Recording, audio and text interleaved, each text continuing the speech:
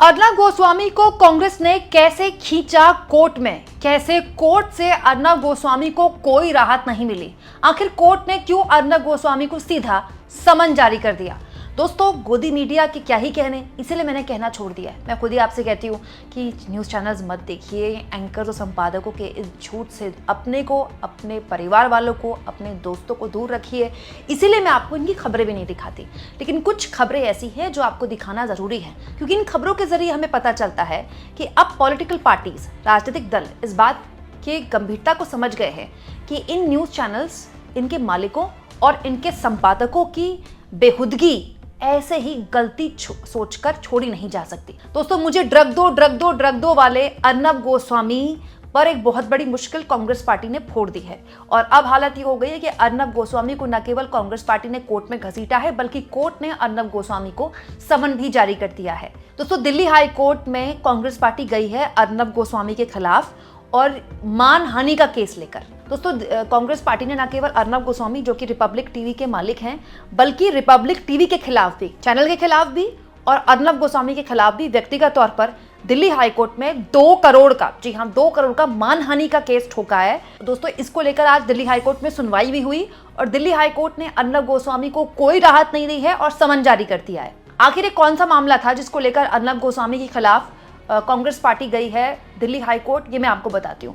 दोस्तों, 2025 में आपको याद होगा जब ऑपरेशन सिंदूर हुआ था, तब ये जानकारी निकल कर आई थी, सबने देखा था, पूरी दुनिया ने देखा था कि पाकिस्तान ने भारत के खिलाफ जो ड्रोन्स इस्तेमाल किए, वो ड्रोन्स तुर्की में यानी कि टर्की में बने थे।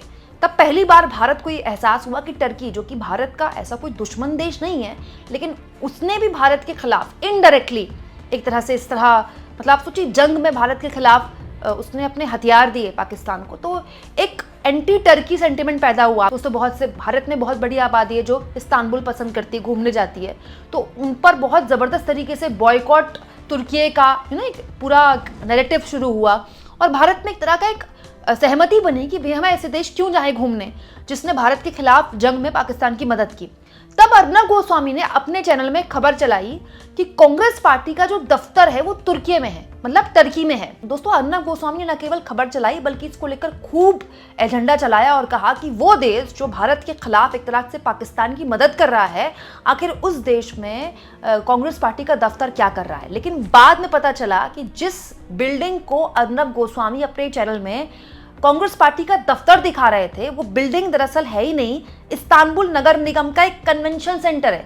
मतलब आप सोचिए, इस्तांबुल नगर निगम का, वहां का सरकारी दफ्तर है कोई, और अर्नब गोस्वामी ने उसकी फोटो दिखा दी चैनल में और कह दिया कि नहीं, ये तो कांग्रेस पार्टी का दफ्तर है। और कांग्रेस पार्टी का दफ्तर एक ऐसे मुल्क में क्या कर रहा है जो भारत के खिलाफ है, और उस वक्त तुर्की के खिलाफ बहुत ज़बरदस्त माहौल भी था देश में।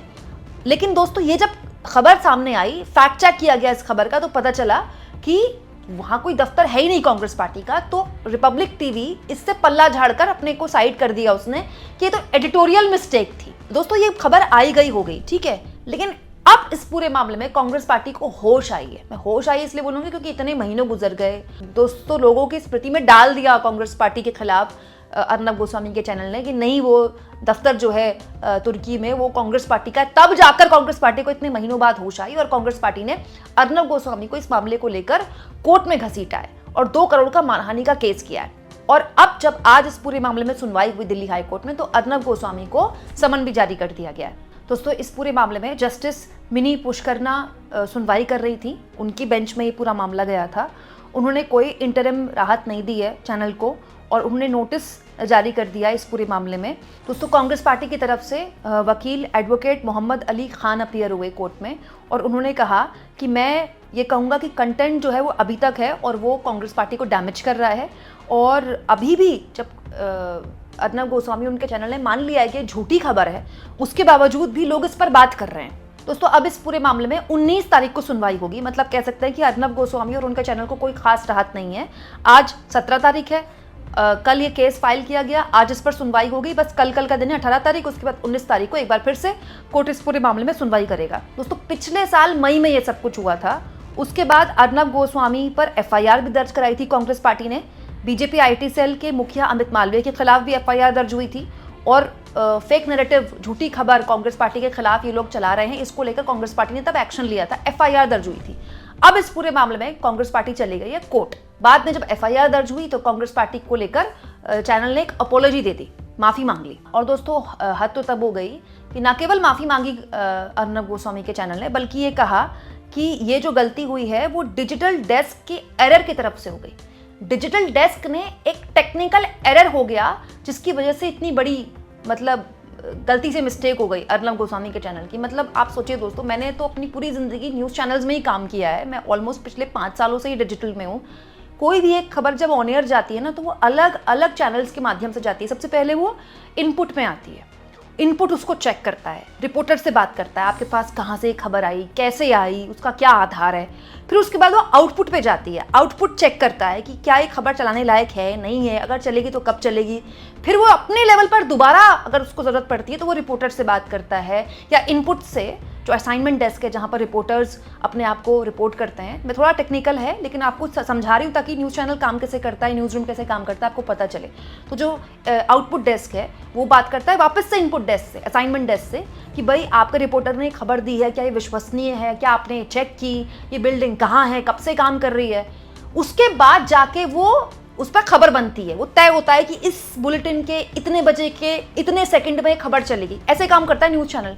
फिर वो पीसीआर के पास जाती है, ऑलमोस्ट 3 बार वो खबर क्रॉस चेक होती है। और इस तरह की खबरें तो बाकायदा बाय डिफॉल्ट संपादक खुद देखते हैं कि ये बहुत बड़ी खबर है कि एक देश की पार्टी, 100 साल पुरानी पार्टी, उसका तुर्की में दफ्तर क्यों चल रहा है। भाई बीजेपी का दफ्तर या कांग्रेस पार्टी का दफ्तर देश में ही होगा ना, क्योंकि उनको देश में चुनाव लड़ना है। वो थोड़ी अमेरिका में दफ्तर चलाएंगे। अलग अलग विंग्स होती है, जैसे बीजेपी है या कांग्रेस पार्टी है, उनका विदेश का कोई विंग होगा। जैसे कांग्रेस पार्टी का है दोस्तों, जिसमें सैम पित्रोदा उसके मुखिया हैं, लेकिन उसमें भी वो ऑफिशियली बताते हैं कि हमारा यहाँ पर ये विंग है, और उनका काम जो है पूरे दुनिया भर में जो भारतीय मूल के कांग्रेस समर्थित लोग हैं उनको अपनी तरफ से लामबंद करना है। वो अलग चीज़ है, लेकिन दफ्तर बताना और बिल्डिंग दिखाना वो भी टोटल झूठी, बिल्कुल अलग चीज़ है। हैरानी इस बात की है दोस्तों कि अर्नब गोस्वामी का चैनल कह रहा है कि डिजिटल डेस्क की टेक्निकल एरर से ये सब कुछ हो गया। दोस्तों इसके बाद अर्नब गोस्वामी के चैनल ने ये भी कहा था कि ये जो क्लिप है ये अर्नब गोस्वामी की डिबेट 15 मई 2025 को उसमें ब्रॉडकास्ट नहीं की गई थी। दोस्तों आप कह सकते हैं अर्नब गोस्वामी का चैनल ये कह रहा है कि ना तो अर्नब गोस्वामी के शो में ऑन एयर गई, और ना ही तो जब ऑन एयर नहीं गई तो फिर हमने इस मामले को डिस्कस ही नहीं किया गया। वो ये कह रहे हैं कि डिजिटल टीम की गलती से ये सब कुछ हुआ है, डिजिटल टीम ने किया है। लेकिन दोस्तों हम जिस ज़माने में रह रहे हैं वो डिजिटल का ही ज़माना है, राइट। दूसरा, आप जब अपॉलॉजी देते हैं वो कौन देख रहा है? आपने खबर छापी, उस खबर को आपने आगे बढ़ाया, उस खबर को बीजेपी ने भी आगे बढ़ा दिया। ये तो सबके पास पहुंच गई ना कि देखिए कांग्रेस पार्टी का दफ्तर तुर्की में क्या कर रहा है। आपकी अपॉलॉजी कितने लोगों के आगे पहुंचेगी? ये खेल पिछले कई सालों से चल रहा है दोस्तों। गोदी मीडिया कुछ भी चला देता है, कुछ भी।